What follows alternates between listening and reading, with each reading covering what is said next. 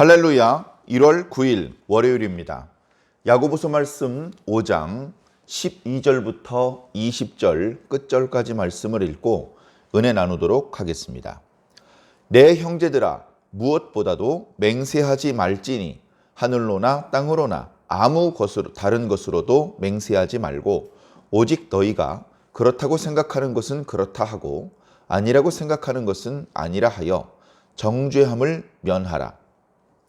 너희 중에 고난은 당하는 자가 있느냐? 그는 기도할 것이요.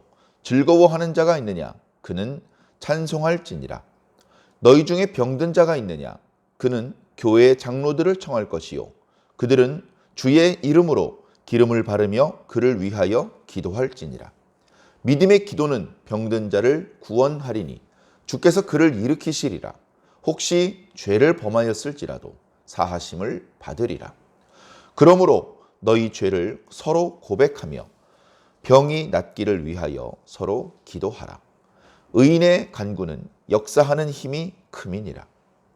엘리야는 우리와 성정이 같은 사람이로되 그가 비가 오지 않기를 간절히 기도한즉 3년 6개월 동안 땅에 비가 오지 아니하고 다시 기도하니 하늘이 비를 주고 땅이 열매를 맺었느니라.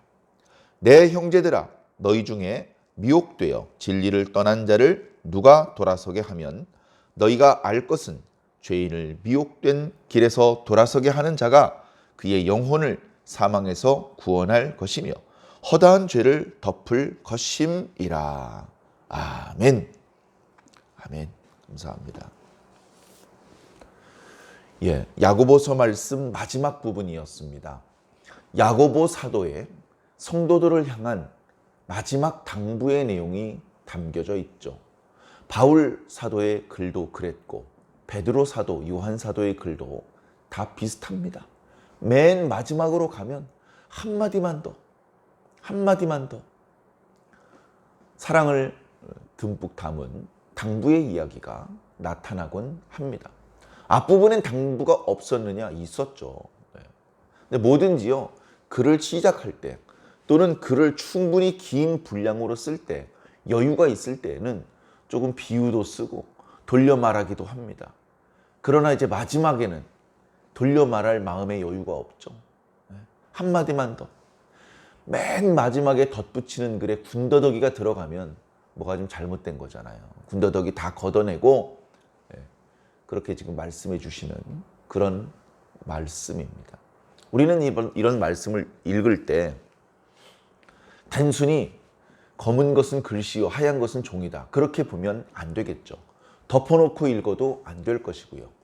말씀을 읽을 때 단순히 그 말씀에 표현되어 있는 단어의 의미나 문장의 구조 이런 것이 아니고, 물론 그런 것도 필요할 때가 있죠. 자, 그런데 그보다 더 중요한 것은 말씀을 기록한 사도의 심정을 이해하는 것입니다. 이 야고보 사도가 울면서 썼구나. 야고보 사도가 속이 새카맣게 타들어가고 있구나.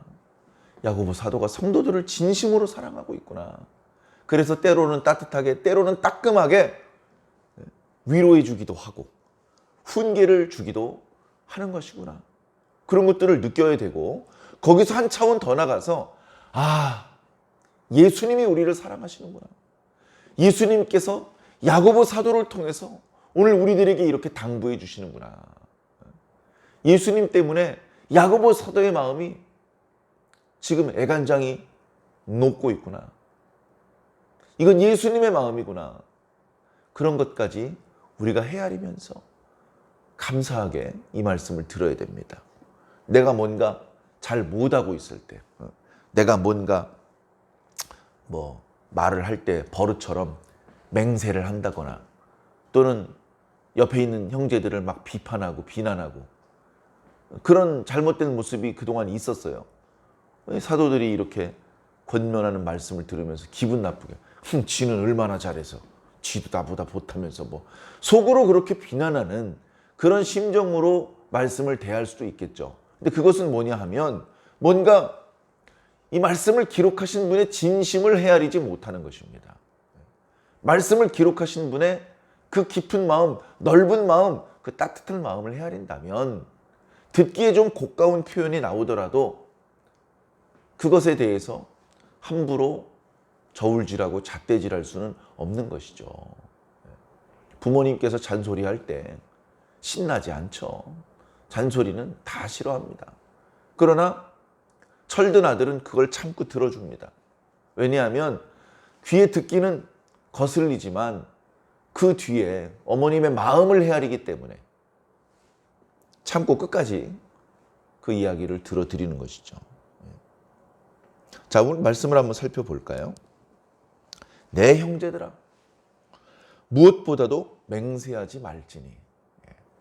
참 그동안 야고보서 말씀 묵상하면서 드리지 않았던 표현인데 예수님께서 마태복음에서 이제 본격적으로 말씀 사역을 시작하실 때 하셨던 말씀이 마태복음 5, 6, 7장에 아주 집중되어 있습니다.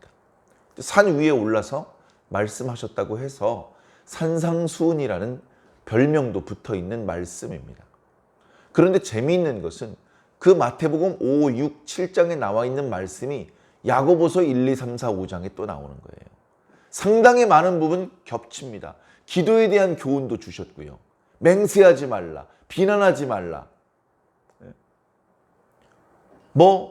제가 한번 노트에다가 이렇게 헤아려 봤는데요. 10대까지가 넘는 것들이 중복되어서 이렇게 산상수훈의 말씀과 야고보서 말씀이 이렇게 나타나고 있습니다. 또 오늘 말씀 첫 구절에 12절에 맹세하지 말라. 하늘로도 하지 말고 땅으로도 하지 말라. 너희 생각에 그런 것은 그렇다고만 하고 아닌 것은 아니라고만. 이 말씀이 그대로 마태복음 5장에 나오는 거예요. 33절부터. 그래서 이거 어디서 많이 봤던 말씀인데 찾아봤더니요. 하늘로도 하지 말고 땅으로도 하지 말고 예, 아니요, 아니요 하라는 말씀까지 똑같아요.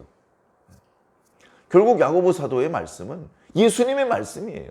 예수님께 들어본 적도 없고 성령님을 통해서 감동받으면서 성령님의 조명하시는 것을 통해서 깨달아 주신 그게 아니라 자신이 살면서 주워 들었던 그런 거를 이렇게 말씀하시는 것이 아니라는 것이죠. 하나님의 말씀을 하는 것입니다. 예수님의 심정을 야고보 사도의 말씀을 들으면서도 이렇게 떠올릴 수 있는 것이 바로 그런 이유 때문입니다.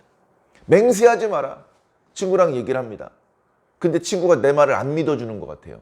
내가 하늘에 두고 맹세해.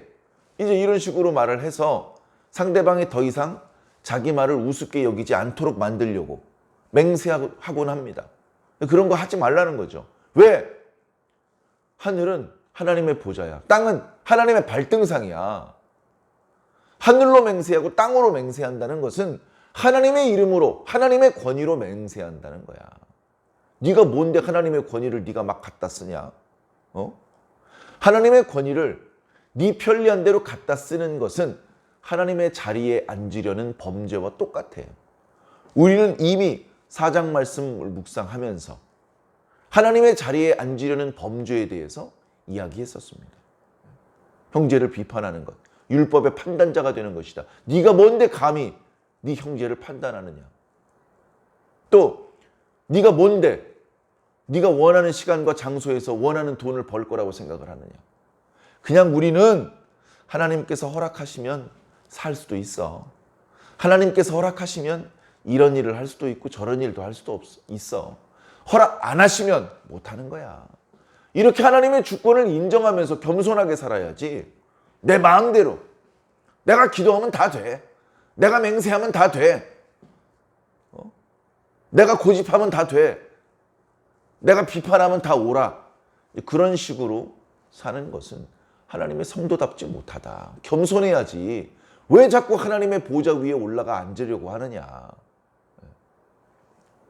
그래, 맹세하는 것을 조심하라고 한번 이 불과 한 구절이지만 그렇게 말씀하고 있는 것입니다. 자, 그 다음에 이제 기도하는 것을 말씀해 주십니다. 13절부터 18절까지 기도에 대해서 강조해서 말씀해 주고 계시죠. 근데 여기서도 강조점을 잘 살펴봐야 돼요. 기도 중요한 거 뭐 우리가 모릅니까? 기도의 중요성에 대해서 야고보 사도만 강조하셨습니까? 예수님도, 요한 사도도, 베드로 사도 다 강조하셨어요. 그런데 여기서 이제 기도하라는 말은 일단은 어려움이 있으니까, 대표적으로 질병이 있으니까, 이런 문제를 앞두고 하나님 불쌍히 여겨주시옵소서, 이 질병을 고쳐주시옵소서, 이 질병의 고통과 근심에서 벗어나게 해주시옵소서. 우리가 이제 그렇게 기도하잖아요. 기도할 때 그냥 너 혼자 기도하지 마라. 저는요, 이렇게 목회자로 활동하면서 성도들이 어디가 아픈지 또 어디 입원을 했는지 빨리빨리 이야기를 안 해줄 때가 있어요. 그래서 개인적으로 약간 섭섭하기도 하고, 또 담임 목사님이 다른 사람을 통해서 그 소식을 들었습니다. 그래서 그 집사님은 우리 김 목사님 교구의 성도인데, 김 목사님 어떻게 된지 자세히 좀 얘기 좀 들어봐. 그래가지고 저한테 물어보시는데 제가 몰라요. 입원했다고요? 그 성도가 입원을 했어요? 거꾸로 되묻습니다. 담임 목사님은 얼마나 또 난처하시겠습니까? 제가 난처하죠, 제가. 근데 이제 나중에 왜 빨리 이야기를 안 하셨습니까? 물어보면 이게 별로 심각한 중병도 아닌데 괜히 목사님 걱정하시고 또 번거롭게 해드릴까 봐 말씀을 안 드렸습니다. 근데 이제 자기 친구, 자기 친척 누구를 통해서 아마 담임 목사님 귀에 들어간 것 같습니다. 죄송합니다. 그 죄송하다고 해놓고 그 다음번에 또 얘기를 안 해줘요. 그래서 그러지 마시라고. 그 연락을 주실 때 너무 걱정 안 하셔도 된다고 문자를 주시면 너무 걱정 안 할 테니까 그래 알고는 있읍시다. 그렇게 해서 연락이 받으면 기도해드리고 연락이 오면 기도해드리고.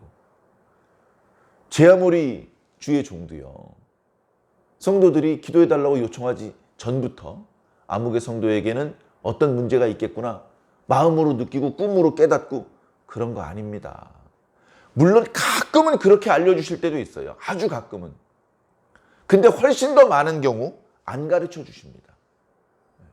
안 가르쳐 주시는 것도 은혜입니다. 참 감사한 일이죠. 날마다 가르쳐 주시잖아요. 어떻게 되겠습니까? 교만이 하늘을 찌를 겁니다. 성도들을 벌레처럼 볼 겁니다. 니들은 안 가르쳐 주시지 나는 가르쳐 주셔. 안 가르쳐 주시는 것도 은혜입니다. 그래서 고난과 같은 물질적인 고난도 마찬가지고요. 사업에 있어서의 고민도 마찬가지고. 그걸 목사가 돈을 대줄 수가 없고 목사가 그 사업에 아이디어를 제공해 줄 수는 없죠. 그러나 목사에게 기도를 청하는 겁니다. 장로에게 기도를 청하는 겁니다. 그런데 어때요? 전에 장로를 욕을 했어. 비방을 했어. 장로하고 언쟁을 하다가 맹세를 했어요. 그럼 어떡합니까? 기도 부탁하기가 좀 껄끄럽잖아요. 그 기도 부탁하려면 어떻게 해야 됩니까? 먼저 화해를 해야 되는 거예요. 화해. 그래서 기도에 대한 권고를 하시면서 뒤에 16절에 보면 그러므로 너희 죄를 서로 고백하라. 장로님, 저번엔 제가 신뢰가 많았습니다.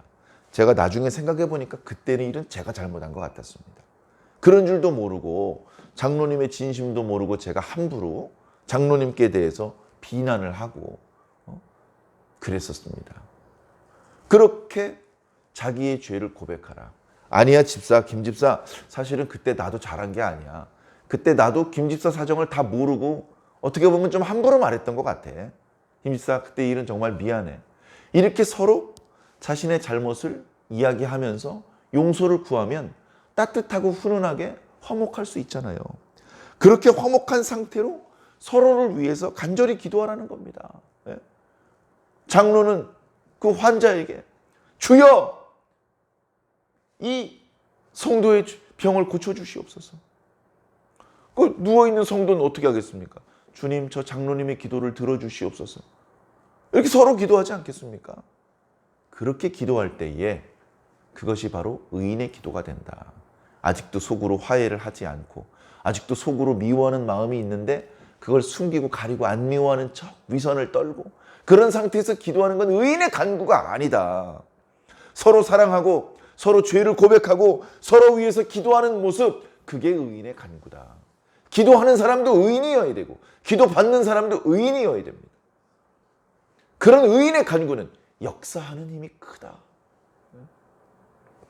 엘리야가 기도한 이야기가 뒤에 잠깐 나오죠. 엘리야가 기도했습니다. 하늘에서 비가 그쳤습니다. 다시 기도한 즉 비가 내렸습니다. 엘리야니까. 엘리야는 이렇게 기도하는 게 쉬웠겠습니까? 엘리야가 다시 비가 내리게 할 때 어떻게 기도했는지 압니까? 두 무릎 사이에 머리를 집어넣고 7번 기도했습니다. 창자가 끊어지듯이 간절하게 주여 비를 주시옵소서. 간절히 기도했는데 비가 안 와요. 자기를 수종드는 종에게 갈멜산 끄트머리 언덕에서 저 바다로부터 구름이 오는지 좀 봐라. 네 주여, 하늘이 화창합니다. 그 어떤 구름도 보이지 않습니다. 알았다. 무릎 사이에 다시 머리통을 집어넣고 간절히 기도합니다. 여봐라, 가서 구름이 왔는지 한번 봐라. 안 오는데요? 그렇게 7번 기도했어요. 7번. 7번째 기도하고 사환을 보냅니다. 다시 한 번만 가봐라. 미안한데. 네 주여, 저 바다 끝에서 손바닥만한 구름이 보입니다. 아 그러냐? 됐다. 큰 비가 오겠구나. 서둘러 내려갑니다.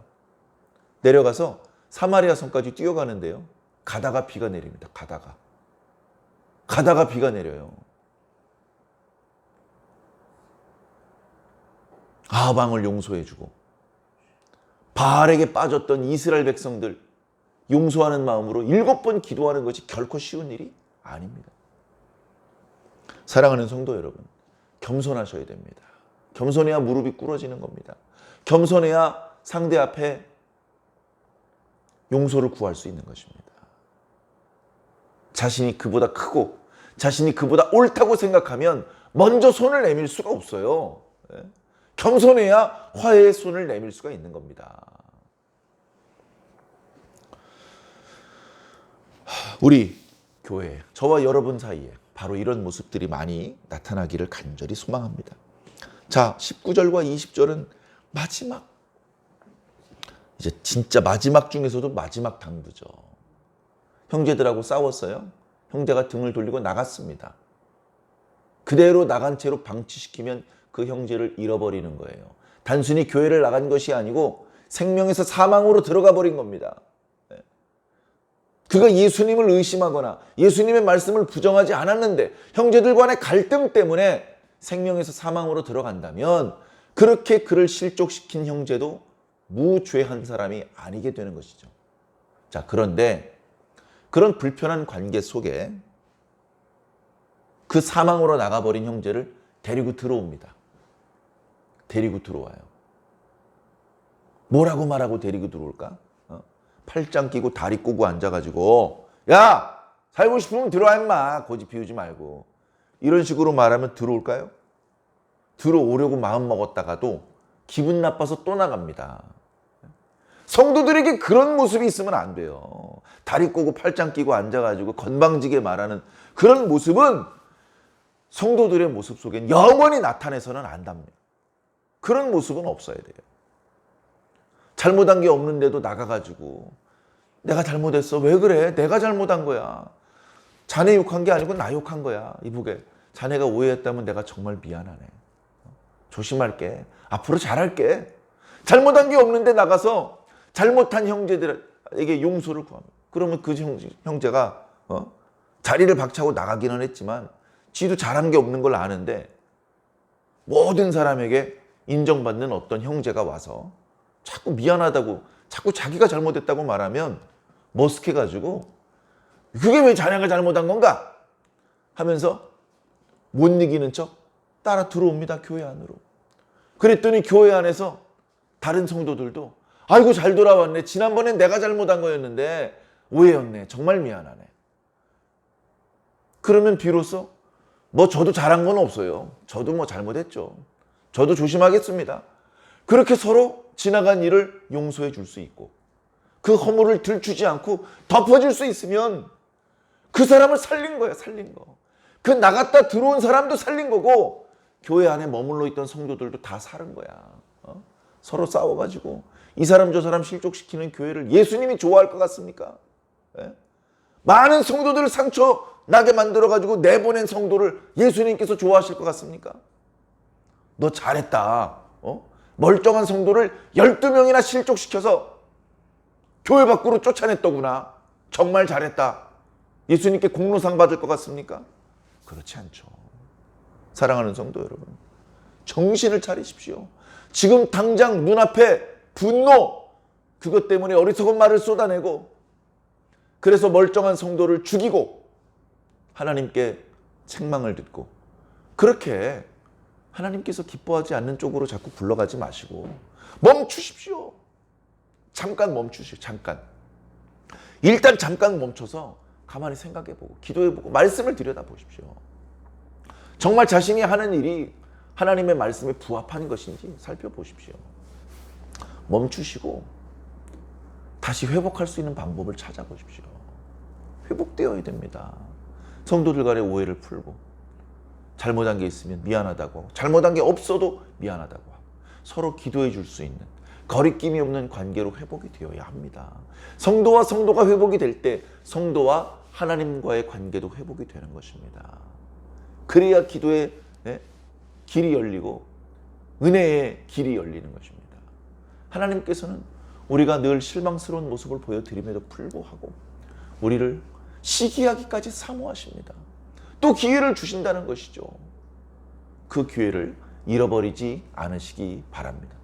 교회들마다 연초에 특별 새벽 기도회라든가 어떤 그 말씀 부흥회라든가 재직 세미나라든가 그래서 새해 시작하면서부터 말씀으로 기도로 성도들과 일꾼들의 어떤 마음을 뜨겁게 달구어서 힘차게 한 해를 시작하곤 합니다.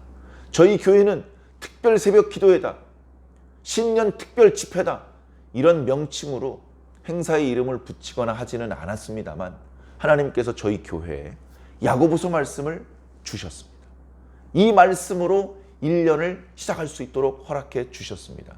이 말씀은 단순히 지금 필요한 말씀을 넘어서 1년 내내 우리들에게 필요한 말씀인지도 모릅니다. 여러 가지로 답답하고 막히는 일이 있을 때 야고보서 말씀을 다시 한번 읽어보시기를 부탁을 드립니다. 야고보 사도를 통해서 우리에게 당부하시는 예수님을 만나시기 바랍니다. 자신에게 있는 온전하지 못한 모습이 있음을 솔직하게 인정하시고 말씀대로